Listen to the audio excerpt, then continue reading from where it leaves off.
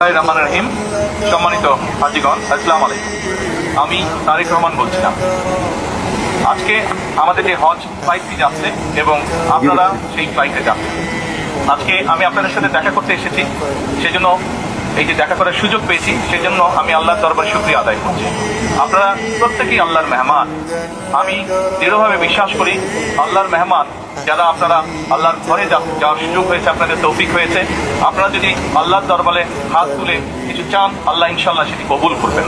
আপনাদের কাছে আমার বিনীত অনুরোধ থাকবে, আপনারা এই বাংলাদেশের নাগরিক হিসেবে, বাংলাদেশের সন্তান হিসেবে হজে যাচ্ছেন, দয়া করে দেশ এবং দেশের মানুষের জন্য দয়া করবেন, দোয়া করবেন, যাতে করে আল্লাহ আমাদেরকে তৌফিক দেন, যাতে আল্লাহ আমাদের উপরে রহমত নাজিল করেন, যাতে আল্লাহ আমাদেরকে সাহায্য করেন।